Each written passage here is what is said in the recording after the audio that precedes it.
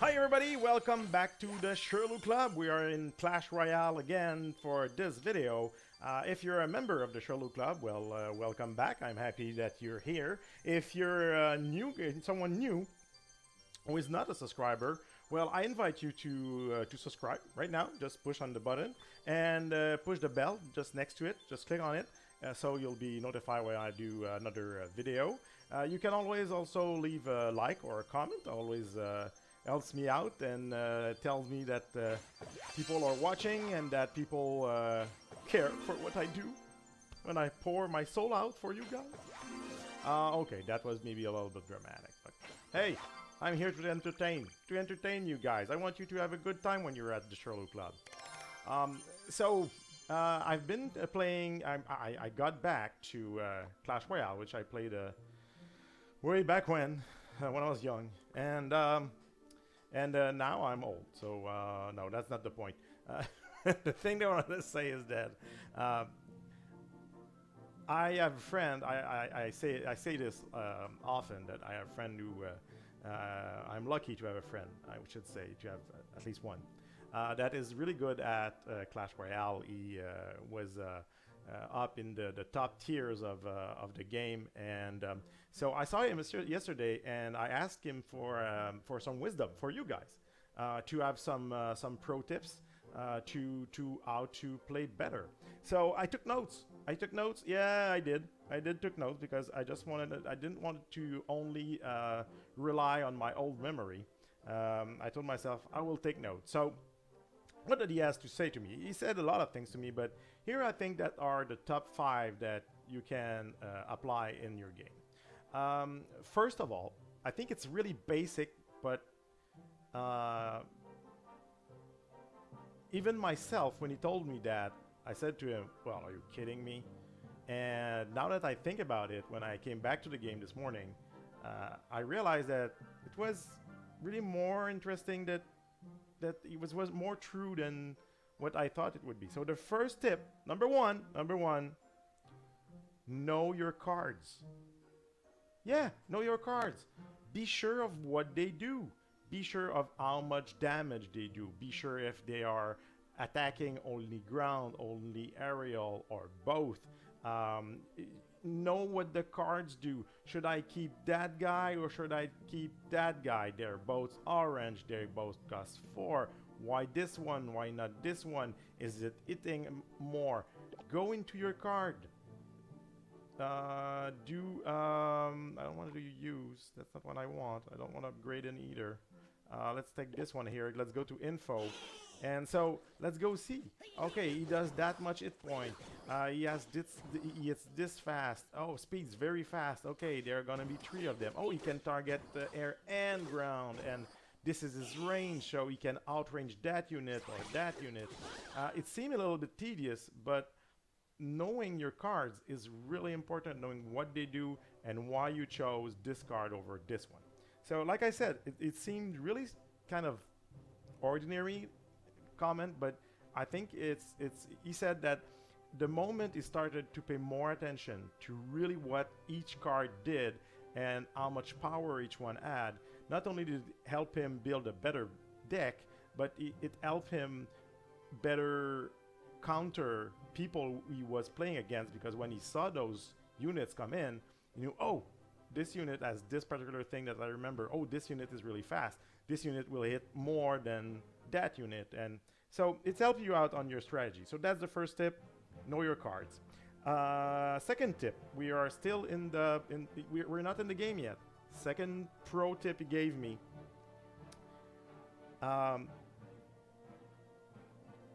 Have a strategy and a coherence in your deck. Just don't put, because I see some people just, okay, so purple is better than orange and it's better than common, so let's put all the orange card I have and I will win. That's not how it works. Like I said in my previous video, I saw he showed me a game where he was, I don't remember in which arena he was, but it was pretty high in the arenas, and a guy had this soldier here, and he was doing a lot of damage with him. It was at level 13, probably upgraded, and he had that guy, which is a common card, and he had it. So it's not just having all purple ones or all the gold ones, or that's not the idea. You should build a strategy.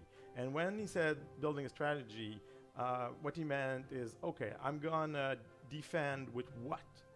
What are my defensive cards? So okay, I want to, if there's big unit on the other side that are targeting my structure, okay, I have these guys that I will use on defense. We'll never use them on offense unless there's a very special circumstance, but the idea is that, okay, those guys will be on defense. That guy can serve both ways. Okay, that's nice. Do you have anything that could target air units? Because if you have nothing that could target air units, you might be able to destroy a lot of things and be really good in defense against a big ground unit. But if he has anything aerial and you don't, you could be screwed. So you need at least a little bit of something that could help you out on that front. And try to do combination. Okay, so when I put, for example, my giant on a tower, he's gonna, everybody around him, the tower, even the king tower, depending on where he is, everybody's gonna fire on him. And he has a lot of, a big pool of elf. So those guys over here, which don't have any elf, practically no elf, but they hit kind of a lot, and they hit a structure. If you go in here, then they're good together. So you know on your offense that you're gonna combine those two. So have a plan, have a strategy. Don't just put anything in there. Don't put just all your more expensive cards, or all your less expensive card, or all your better card because they are orange or gold or whatever. So have a strategy. So that's tip number 2. So tip number 1, know your card. Tip number 2, have a strategy, have a plan, make sure that your deck is balanced. Now, tip number 3. When you're in a game, ideally, in the best scenario, you're trying to let the other guy play first. Why? Because you already know what unit he has, you know on which lane he wants to go, and you see on what he's attacking, with what he's attacking also. So you can build up your first unit, you can build up what you want as a defense, or you want to not defend it and say, okay, my tower is gonna take care of this, I will use that opportunity to attack on the other lane because I'm not worried about what he just sent me. But now what happens if both players wait until their elixir is full? And then nobody moves because they have the same strategy. They're waiting for the other one to move. So one of the things to break that, he was saying, use probably try to use something that costs has a low cost, 2 or 3, and is not necessarily a crucial unit. It's there for a reason, but it's not a crucial unit for your strategy. For example, in that case, I would probably send, my archers. They're good, they're not essential, they could attack, they have good range, but they could also defend. So depending on when you are at, going with a small unit, if the other person has the same strategy and waiting, then go with that. So that's strategy number 3. Try to let the other one play first, and you understand because of strategy number 4 why it could be so important. So strategy number 4 ties in with number 3, like I just said. Strategy number 4 is try to defend with a unit that costs less than the unit that they took to go to offense. For example, the other guy has the same deck as I do, okay? And he's playing the giant to attack me. So he just spent 5 on offense. The best case scenario would be for me to use probably those guys here because they're good against this kind of unit and they only cost 3. So in fact, I just put my position where I'm 2 elixir ahead of what the other guy is doing.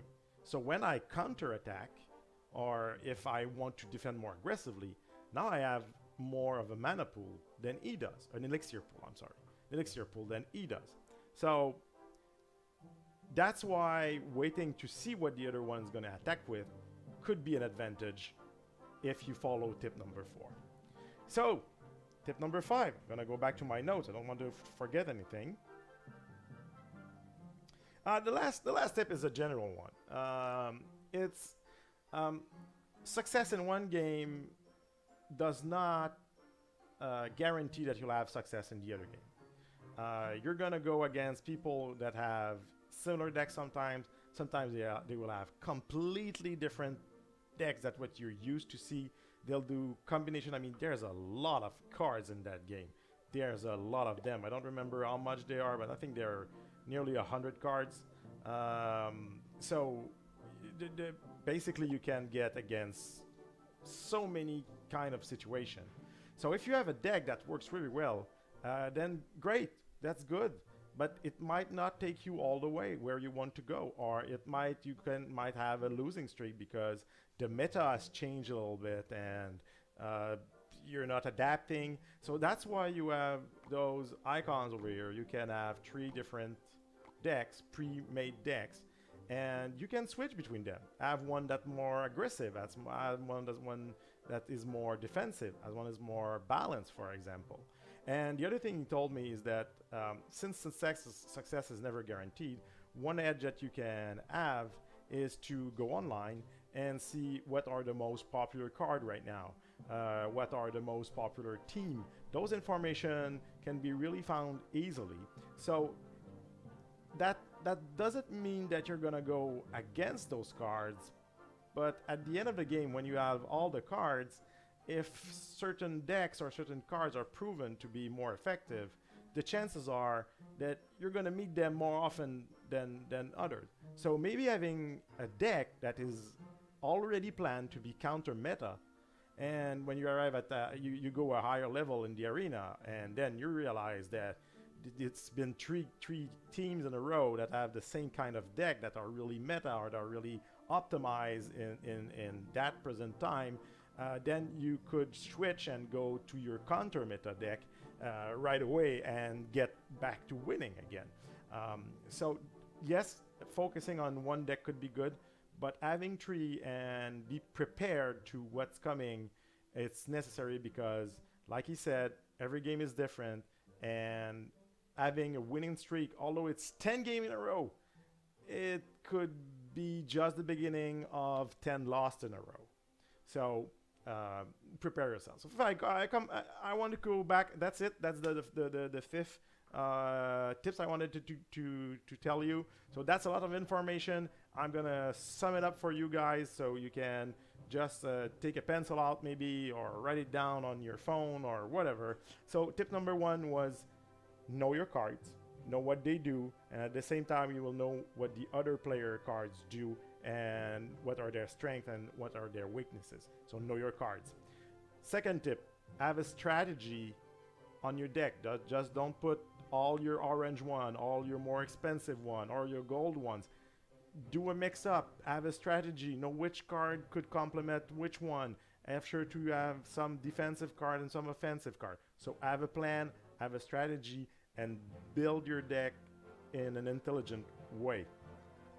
That was the second tip. The third tip was try to let the other player play first.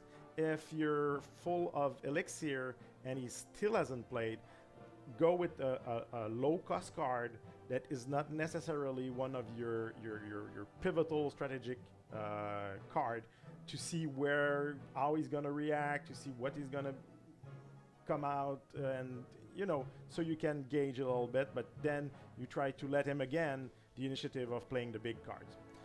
Tip number 4, which is tied into tip number 3, is that if you can, always try to defend with a card that costs less than what he used to attack. My example was really simple.